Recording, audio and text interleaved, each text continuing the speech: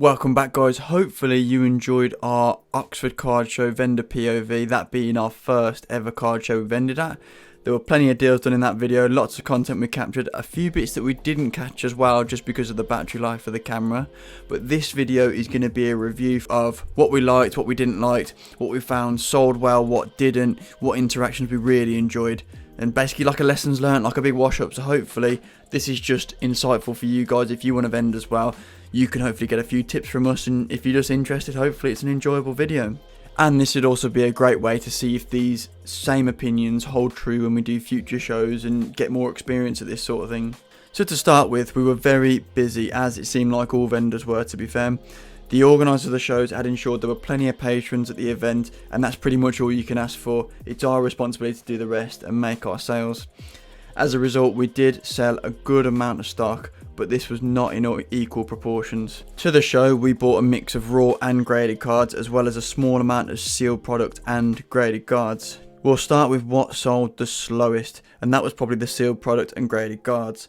We sold very few sealed products, and generally they were cheaper items. Prismatic and 151 all sold as you'd expect. They're both very popular sets, so potentially that's something we need to take to the shows more. Graded cards were considered by a lot of people, but many held off, with only us selling a few to a couple of individuals. We do think this was partly down to these products being displayed on a shelving unit behind us, so we did obscure people from seeing them with ourselves being in the way. We're thinking we'll have some in the display case at the forefront at the next show so they aren't overlooked. This will give us a better idea of whether these products are tough to sell or not, or whether it's just a problem of getting them into people's eye line. Raw cards hands down sold the best. The interest was so high in what we had on display, and we had a mix of people wanting to get binder cards and gradable cards, so it seems to be good to have a good mix of conditions. We also had binders with low-end popular Pokemon. These did quite well and was mainly drawing attention from people who were master setting a certain type of Pokemon, as we had obscure rare and reverse versions of different cards. The most popular cards were definitely the Charizards, Pikachus and Umbreons on the day. We cycled through many of these cards and were fortunate we had more to replenish the stock. There was also a lot of interest in Megas, Level X cards and any exclusives like the Chinese and Japanese only cards. We also found out that people were trading in a lot of raw cards too, so we could replenish the stock that way. Generally, people would spot a card that they liked in our case and then pull out a binder of cards that they were happy to trade for. This was great for us, as I said, we could replenish stock, but also potentially find nice copies to send off for grading to continue our flow of graded cards returning to us. And speaking of graded cards, we only sold 6 by the end of the day, with most of these coming in the afternoon and towards the end of the show. We had a lot of interest in the bigger cards we had in the display, but often people wouldn't pull the trigger, or at least not straight away. We had a Lenticular Deoxys PSA 6, which was getting a lot of attention and was eventually sold, but not until later in the day when the buyer returned to the table. We also had another person come up and ask about it after that, but obviously had to let them down as it had already gone to a new home. What we were finding was that the big hitters were drawing attention to our display, but weren't always being bought. Out of the cards that did sell though, Mew and Gengar took the spotlight. We are thinking of taking less graded cards with us to the next show and replacing the space with sealed product as mentioned earlier, but we will see if graded cards aren't as popular generally as we do more shows in the future. We are thinking of taking less graded cards with us to the next show and replacing the space with sealed product as mentioned earlier, so we'll see if graded cards aren't as popular generally as we do more shows, and we'll come and revisit this topic in the future. A couple of issues that we ran into that may help any other vendors were mainly to do with the payment processing. We have a Square tap point to take payments. This decided to not work on the day. It would not connect to my phone to allow payments to be taken. We had previously set this up and completed a test payment to ensure it worked, but it was not playing ball on the day. Luckily, Square also allows you to take contactless payment from your phone, so we were still able to take payment. We also on a number of occasions encountered an error when taking payment. This was not to do with Square.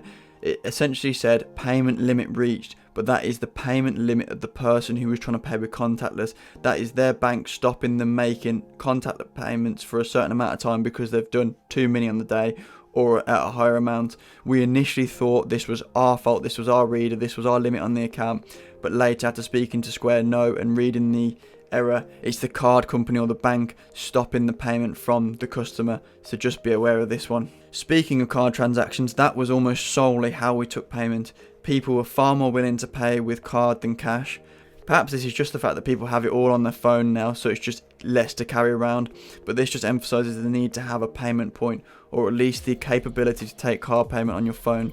I've since spoke to Square and they have assured me that everything is appearing as normal on my account, so we'll see at the next show whether we have the same issues with payments. From the perspective of filming content, the DJI camera and mic were easy to connect to each other. The battery life wasn't the best in the camera and did need charging frequently, maybe every hour, so it was good that we brought power banks with us. From reviewing the footage, the quality looks amazing and the video and audio are synchronised perfectly.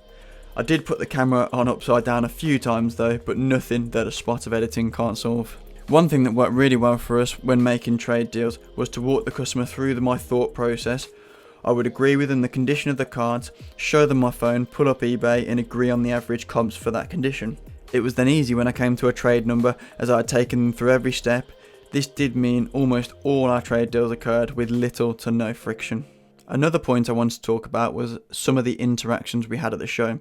Some off the top of my head include one with a youngish guy that wanted to trade towards some cards of ours, and I went through his binder, pulled out cards, but the whole time we were just chatting about the cards and the show in general. He had picked up the stained glass birds in an Ace 10 and it was amazing with that Ace label. He let me look at it after our transaction and even take a photo, as I really liked it. Another was a guy called Spencer who had done the rounds at the show and kept coming back to our table for another look. We had spoken to him a few times about what he was looking for on the day.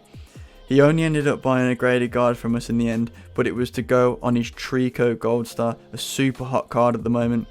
He said he would send us a picture of it with the guard on after the show, and he did exactly that. It looked great and was just a nice little touch, that community aspect. And then just in general, it was great to meet people. We found there were a number of people from the States that were living in or around Oxford who had come to the show.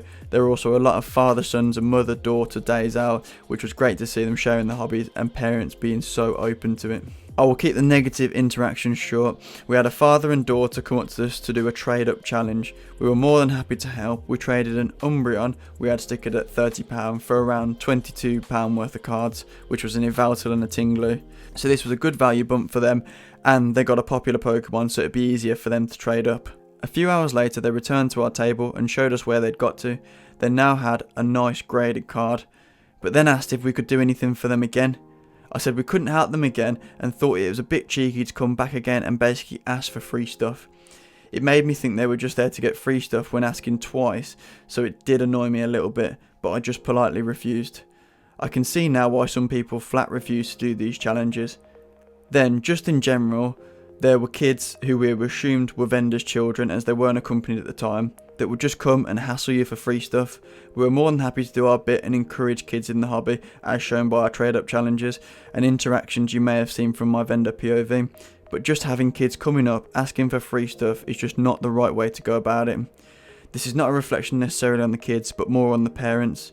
Ideally, they should be with the kids, but if not, they shouldn't be having them go around and being a nuisance. I also appreciate it's a long day for the kids if they come along, but that shouldn't become other people's problem. But to summarise, overall the interactions were positive and we had a great time and learnt a lot from this show. We can't wait to see many more of you and hopefully some of you again at our upcoming shows. Thank you very much.